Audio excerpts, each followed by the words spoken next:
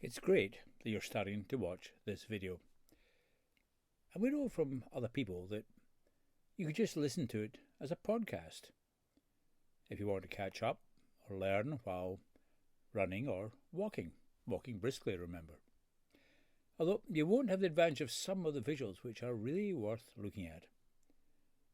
Ludwig Wittgenstein said every idea is a picture, and some of these ideas are really best expressed visually. Also, you won't get to see me, but you can probably cope with that. Now, the video has some natural breaks, about 10-minute intervals, where we suggest you pause and reflect, and if possible, discuss it with other people who are also watching the video. Also, if you don't have time to watch or listen to the video in one go, it'd be fine to stop watching or listening at these breaks. They're designed at certain key points in the module. Then you can come back later. So, on to the video.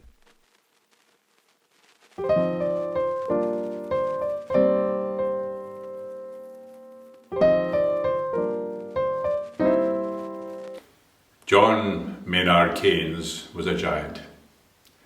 And here's one of his many wonderful quotes. When the facts change, I change my opinion. What do you do? In this video, I want to explain how you, as analysts, have a critical role in changing the opinion of leaders in the NHS. In fact, I'll go further than that, in playing a leading role in the cultural revolution that's got to take place, especially in the context of the new legal duty to deliver on the NHS triple aim. And we're now in the era of systems. Now here are three simple questions. And in a universal health system like the NHS, the people we serve might hope they could be answered easily, but they cannot. Despite all the progress in data, we're no closer being able to answer them than 73 years ago when the NHS was funded. Now, that will change. And analysts will play a leading role in the new paradigm.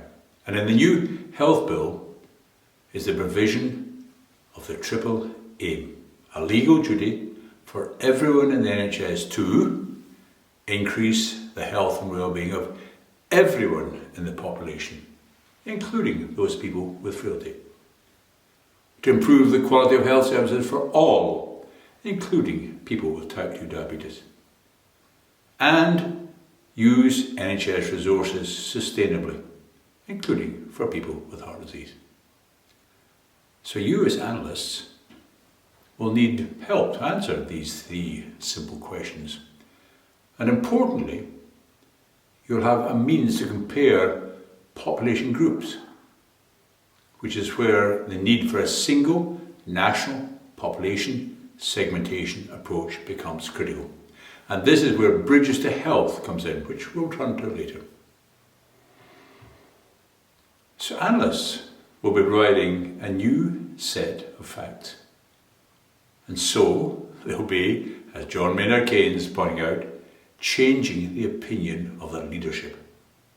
Analysts are at the heart of this new era in the NHS, the era of systems. But let's look at the three eras of the NHS.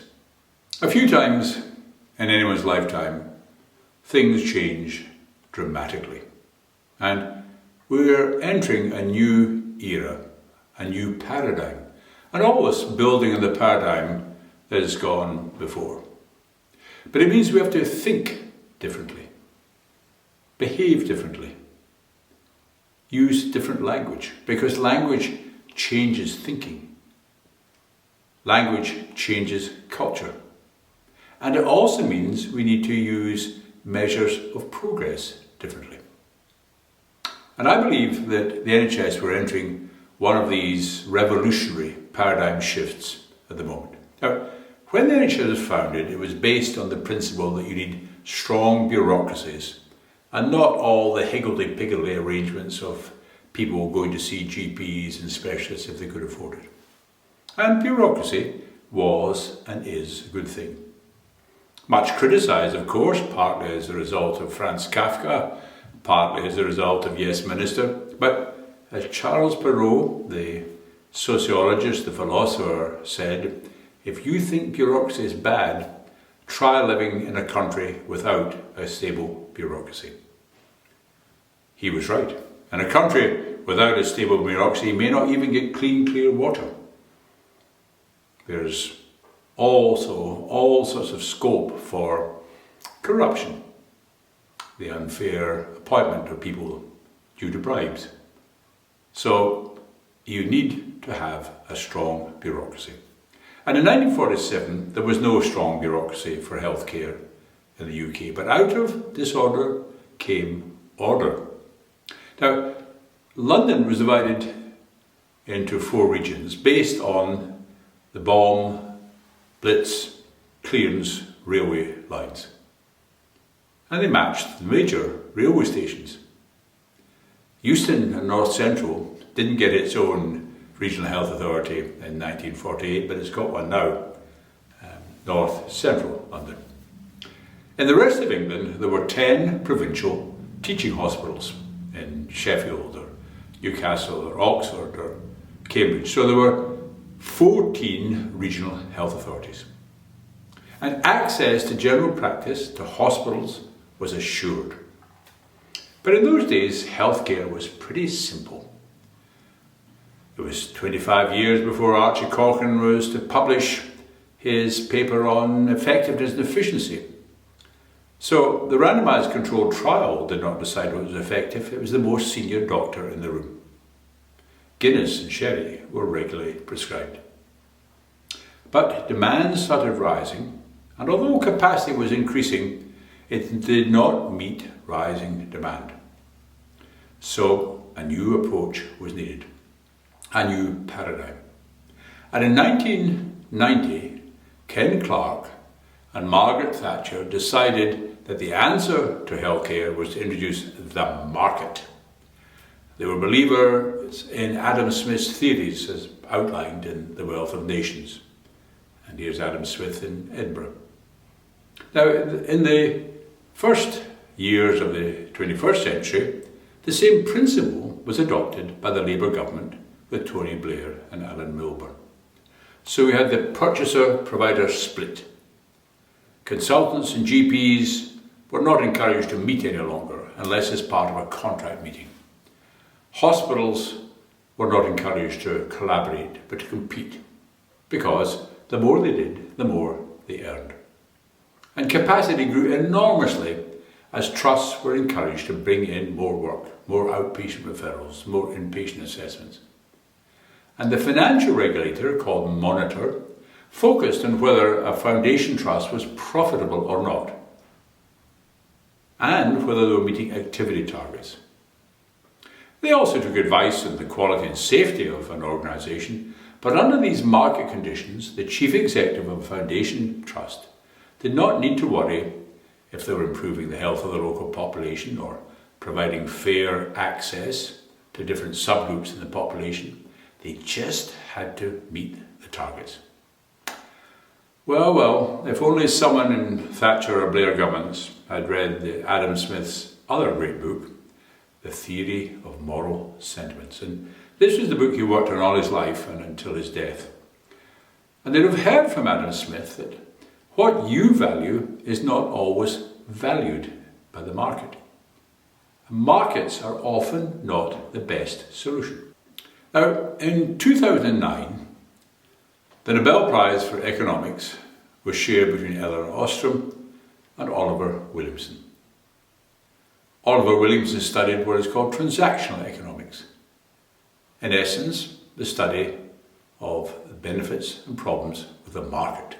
And it led him to wonder, and I'm quoting now, if the market is a miracle, then why do we need firms? But then the question can be turned around. If the internal organisation enjoys advantages over markets, then why is not all production carried out in one big firm? And he outlined some principles for when markets might be used and when the firm might be used. and complexity, he showed, favoured the firm. And healthcare is the most complex business on earth. But it was very clear that it was not only either or, and it was not only bringing together bureaucracy and markets, another approach was needed. So if it wasn't the bureaucracy or the market or the two in combination, what then? Well, this is where we are now. We've had 40 years of the bureaucracy, 30 years of the market, and we're now entering the third era, the system. Specifically, the system for the population that is served. But what do we mean by the word system? Well, a system is a set of connected activities with a common aim. And they're connected, but they're not necessarily in the same organisation or the same firm, and they do have a common aim, which is so often lacking today. The Health Bill enshrined the common aim for the NHS. And enshrined is a very interesting word for governments to use. I've never dared use the word enshrining when I've been writing. But it's enshrined the triple aim for us all who are working in the NHS. And the triple aim is a legal duty to take collective responsibility. Competition in the market is dismissed really in the white paper. Collective responsibility for improving the health and well-being of everyone. Improving the quality of health services for all individuals and the sustainable use of NHS resources. Now, very interesting words, very carefully chosen. Everyone and for all individuals. And note health and well-being.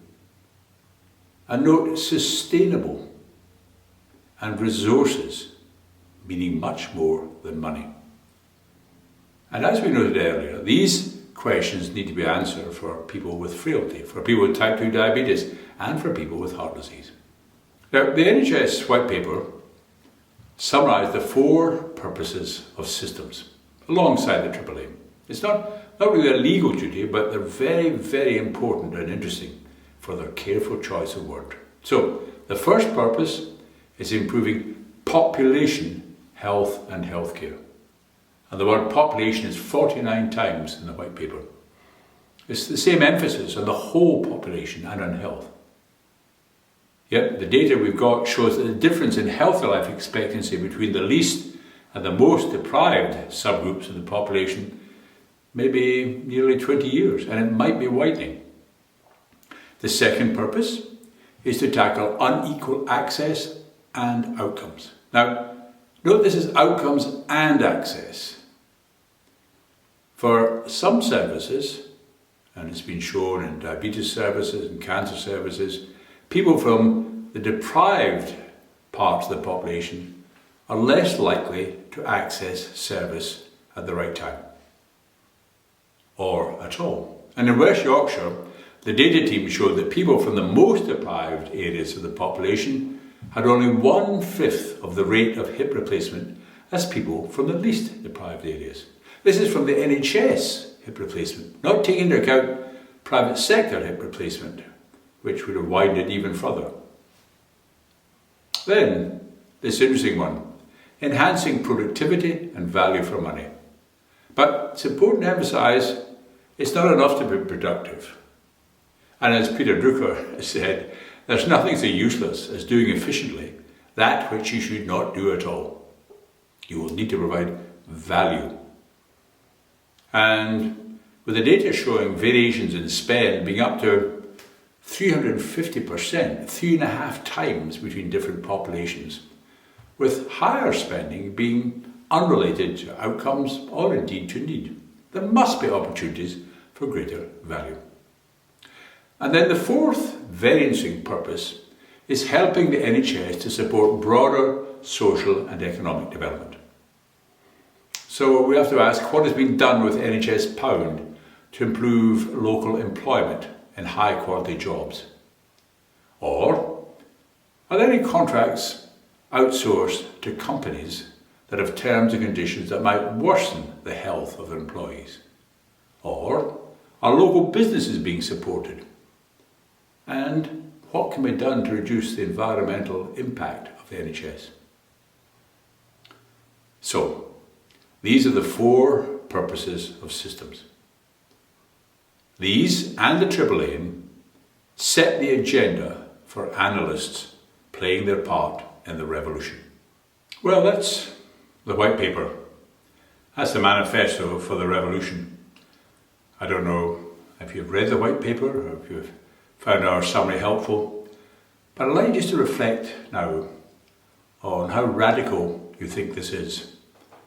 If you're with other people, just discuss with them the implications of both the Triple Aim and the 4 purposes of systems on your work or the work of the part of the health service in which you work that is causing concern.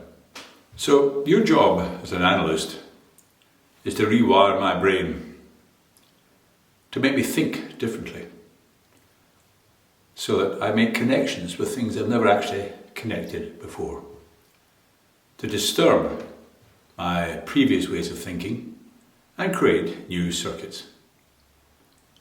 And by providing new facts, people will change their opinions. A new culture will develop. Now, the work that's been done in using NHS data over the last 20 years has been astonishing. And it's one of the richest sources of health data in the world, and we have some of the very best analysts. But as we head to a new area, that of systems, we need analysts to be at the forefront of changing the way we think. You have to be at the forefront of rewiring the brains of NHS leadership. And there are 5 imperatives that analysts should execute in order to change the opinion of leaders, to get them to think in systems, to think about equity, to think about value, and to help the NHS deliver on the Triple Aim. Imperative 1. Use a common taxonomy for dividing the population. Without this, we are not a national service because populations cannot compare, learn, and improve. Imperative 2. Measure the fairness of the way we provide services to everybody. For all is said in the Triple Aim, namely increase equity, put equity on the agenda. Imperative 3. Compare total resource use across population segments and sub-segments. This is the only way we can understand whether we're using NHS resources sustainably and getting the optimal value from them. Imperative 4, using variation to demonstrate the absence of or weakness in a population-based system and to create the curiosity and discomfort, to provide a great stimulus for people in charge, for people to change. And imperative 5, to report on health and well-being outcomes, or where they're absent, highlight they're absent. And if you execute these imperatives, then you will be helping to answer the questions that matter to the people we serve. So, let's take the first imperative, and that's for analysts to use a common taxonomy to improve comparisons, learning, and accountability. Healthcare services in the quasi-market that we've inherited are really viewed with a 2-dimensional perspective. And this leads to what we call 2D healthcare. The y-axis informs the type of care, the strong institutions that provide healthcare, and sometimes called primary, secondary, tertiary, or generalist, specialist, super specialist, or general practice, hospital, mental health trust, community trust. Each of these provides a set of services from that institution. Each service separate to the service provided by other institutions, and sometimes separate from other services provided within their own institution. Now the x-axis is the jurisdictions, the politically determined bureaucracies that oversee the providers. They may be called regulators or payers or commissioners. And each regulates or oversees its own aspect of how the provider performed, quality, or activity, or financial performance. And now, whereas the types of care in the y-axis have stayed relatively the same over decades, the jurisdictions are subject to regular reorganisation. So, depending where you are in the world or when you're doing this micro module, the three-letter abbreviations on the x-axis will change. And this one shows the NHS in 2019. But it's already different and will change again. Now, in 2021, the commissioning component is undergoing another big change. So the CCGs on the x-axis will be replaced by ICS, Integrated Care Systems. And on the y-axis, providers are being encouraged to collaborate into place-based collaborative partnerships. And remember, the word collaborate was used 55 times in the white paper. The word system was used 251 times. And these are integrated care partnerships, linking in with primary care networks, focusing on neighbourhoods. But with these structural changes alone, we will still be operating in 2D, in two-dimensional healthcare. We need to think and operate differently. You see, in the 2D world, this is what accounts look like. On the left are the 2018-19 accounts for Oxfordshire CCG, the payer, and it's shown on the x-axis of the 2D grid. We can see the institutions that they spent money on, and in the future, without thinking or behaving differently, we might see the same set of accounts for an ICS. On the right are the accounts of the main hospital in Oxfordshire, Oxford University Hospital, and we can see how they spent their money on staff and on buildings, but not on skin disease or cancer or musculoskeletal disease. And without a change in thinking and behaviour, the same sets of accounts could be the same for the place-based integrated care partnerships. Now, bureaucracies are legally obliged to present their accounts like this, because the accounts are meant to be a way to hold the public institutions accountable. And this, of course, is no bad thing. Bureaucracies, as we've said, are of vital importance for linear tasks, such as the fair and open employment of staff and the uncorrupt management of money. But these reports will include any conflicts of interest and whom payments have been made, so that's all very, very important. However, these are not organisations that can deal with complex, non-linear tasks, such as supporting children with epilepsy, or providing support for people in the last year of life. Or if you are an adult with type 2 diabetes and lived in Oxfordshire, would you know whether NHS money is being well spent from these accounts? So let's ask some questions related to the Triple Aim. Is the health and well-being for adults with type 2 diabetes being improved? Are all the adults with type 2 diabetes receiving high-quality healthcare? And then thirdly, are the resources used for adults with type 2 diabetes being used sustainably? And on these aims, which is making most progress? Oxfordshire or Cambridgeshire? The boat race has always stimulated me to make these sort of comparisons, but I can't find the answer. Is this an unreasonable question? But shouldn't the public know? And wouldn't the people working in healthcare to support adults with type 2 diabetes want to know? Structural changes, replacing CCG with ICS and replacing FT with ICP, is not sufficient.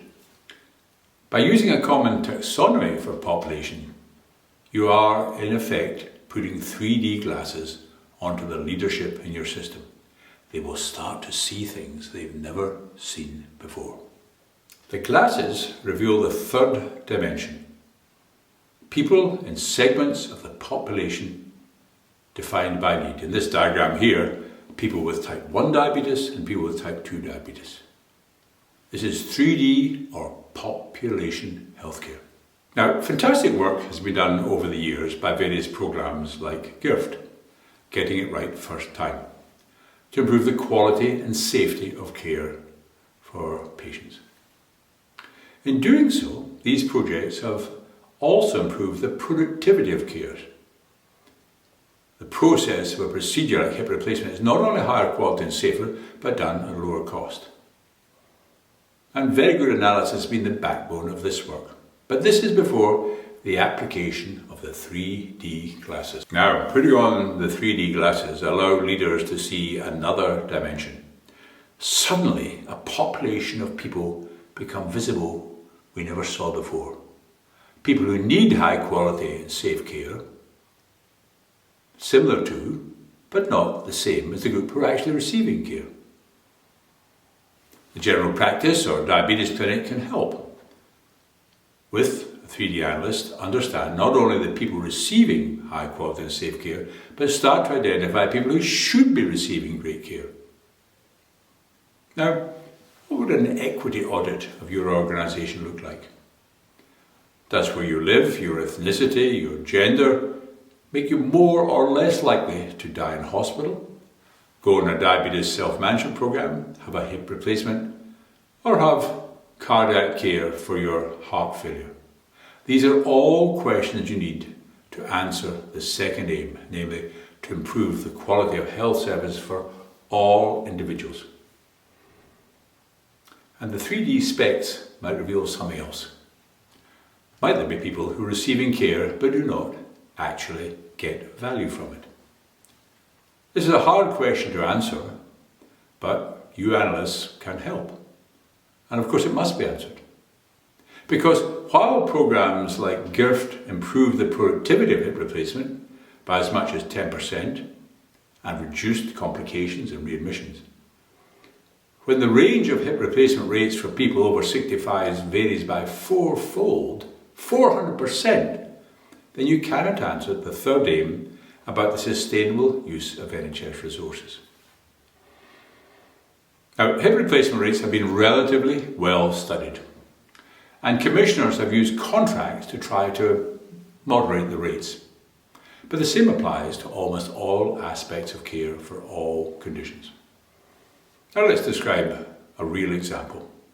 In one population, traditional analysis showed us that 581 people had knee replacement surgery at a cost of 3.83 million. Now, knee replacement is a great operation with many randomised controlled trials and systematic reviews showing how successful and safe it is. But the number of knee replacement operations was steadily increasing. Now, the 3D analysis specs focused on a number of very, very interesting issues. Firstly, if you lived in a more deprived neighbourhood, you were half as likely to receive surgery than someone in the least deprived area.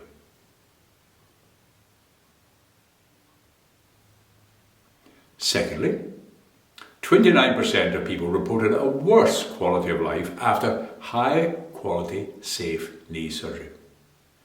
Thirdly, depending which GP you were registered with, there was a statistically significant 6-fold variation in knee replacement rates, unaffected by the deprivation level of the general practice population. And fourthly, knee replacement rates for the geography for the whole population were similar to comparable areas.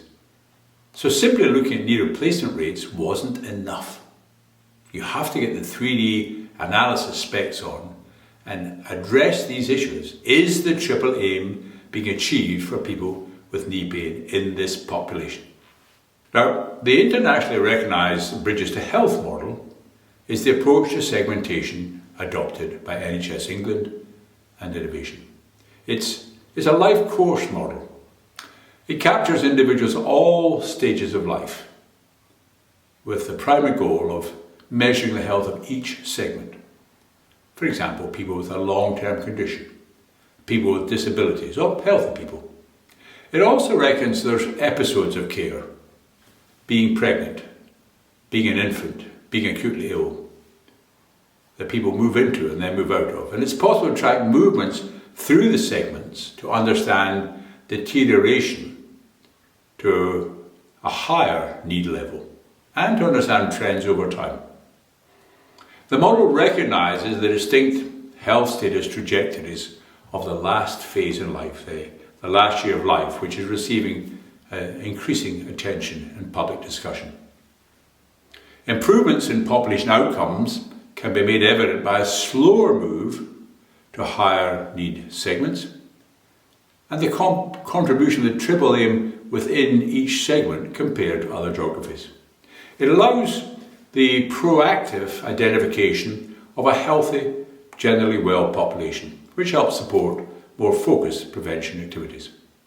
And overall, it's in my view the best, most pragmatic approach to segmentation. And a number of academic reviews have supported this. The great thing is that Bridges to Health, being developed for the NHS by the Personal and Population Insights team at NHS England, gives us a shared taxonomy and the means to understand whether we're delivering on the triple aim. Now, underpinning each of the segments are subsegments. So the segment for people with respiratory disease has got people with asthma, people with chronic obstructive pulmonary disease. And it's also made possible to understand multimorbidity and common disease combinations. And with a population that is ageing, multimorbidity becomes much more common and has been identified as one of our priorities. So as you move towards thinking population, Bridges to Health gives you the insight to be able to know within meaningful population segments how well we're delivering on the triple aim compared to other populations similar to our population.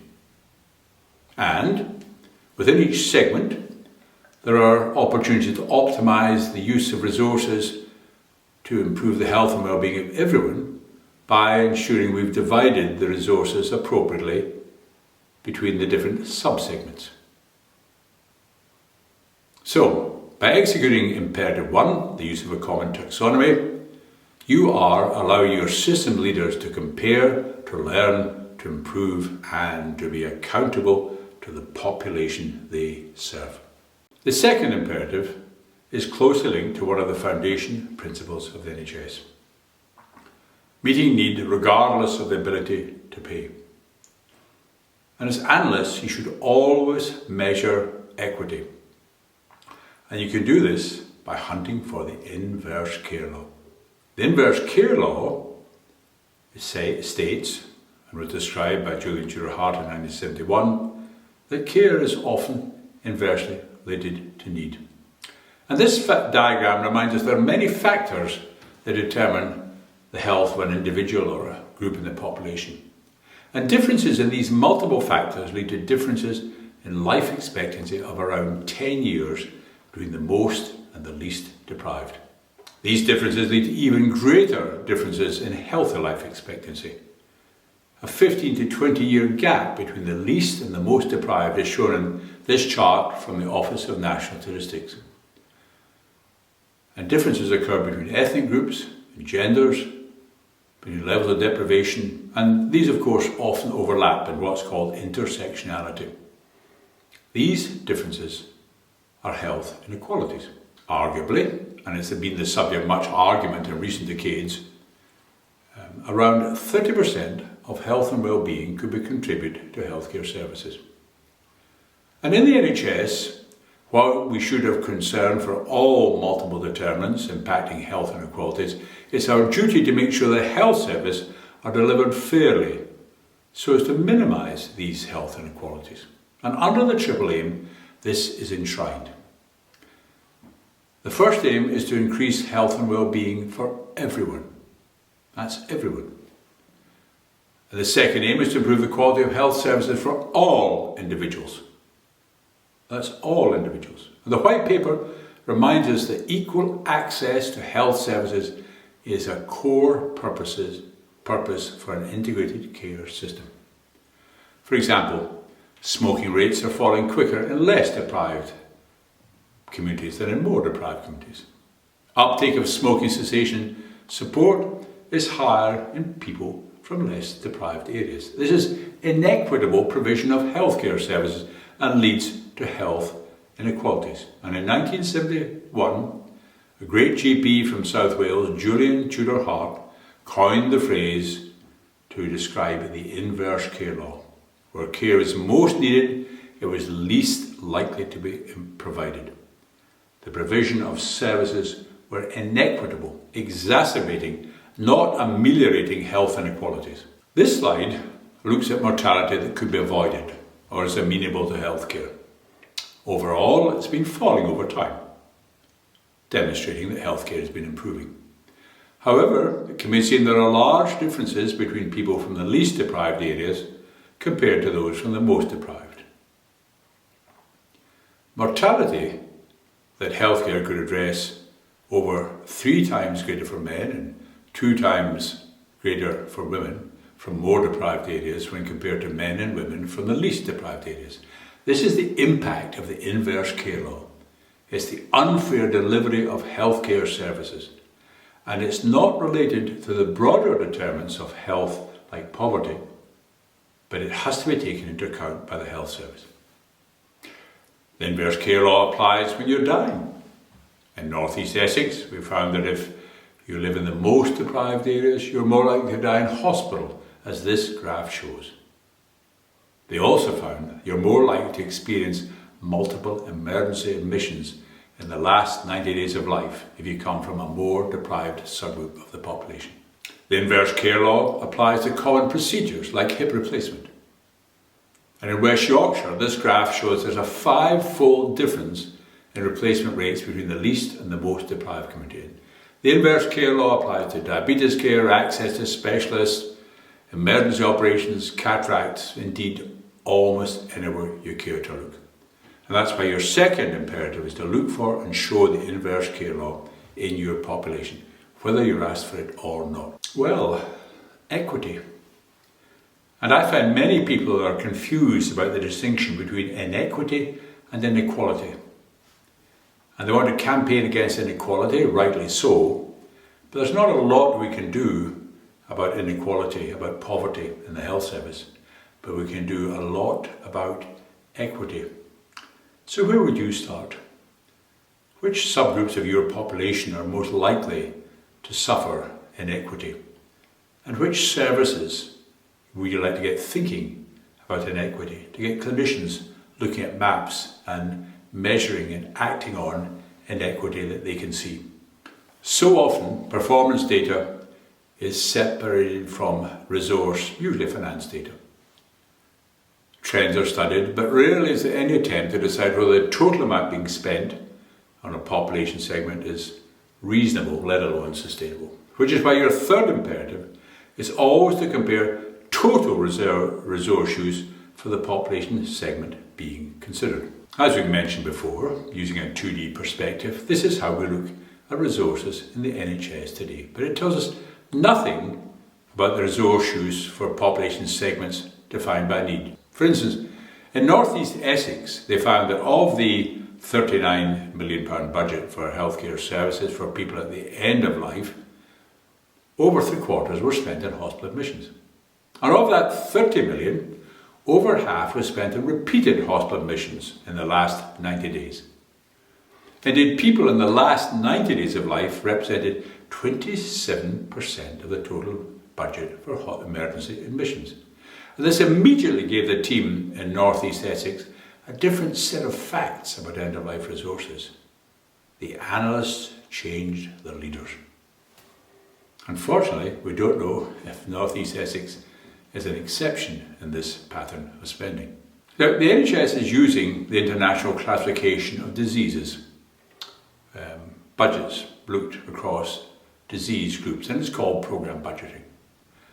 This graph shows that Walsall differences in spend per 100,000 population compared to 9 other similar areas in the country. For column 4, endocrine, including type 1 and type 2 diabetes, Walsall is spending more than in similar areas, where column 13 shows they're spending considerably less on gastrointestinal conditions like inflammatory bowel disease. So it's likely that such an approach will emerge soon for Bridges to Health, allowing North East Essex to know if their pattern of spending on end of life is unusual compared to other similar populations. But even with using ICD programme budgets, it immediately starts to raise important questions about levels of need and outcomes. It starts to get even more important and even more interesting when you compare processes with the amount spent. On this table, the amount spent on people with diabetes is compared to the achievement of the 3 treatment targets: blood pressure, cholesterol, and blood sugar control in people with diabetes. And it does not seem there's any correlation at all between higher spend and better achievement. And noting that Walsall spent more on endocrine and diabetes, this is how they are performing on this table. A greater than average spend and a greater than average achievement. But is that good enough? Not if they want to use NHS resources sustainably. There are many areas more deprived than Walsall that achieve better diabetes process while spending less. So by looking at comparative total resource use, Walsall has the opportunity to improve both the resource use and improve the quality of healthcare services, with the aim of increasing the health and well-being of everyone with type 2 diabetes. So, just reflect on your own or with others about programme budgeting, about total resource use, and how you can look at the existing programme budgeting data to see whether you're a high spender or a low spender in your population. And then think a little bit about how you could develop total budgets for different segments of the population. Just spend some time thinking about that. The science of looking at variation was popularised by Edwards Deming, the quality management guru and the founder of Total Quality Management. And Deming reminded us there are 2 types of variation. First, there is that caused by a failure to adopt best practice. Second, and more common, is that caused by an absence or weakness of a system. This chart is an example of the first type of variation, the failure to adopt best practice. And it shows the percentage of people who died in each general practice in North East Essex in 2018-19.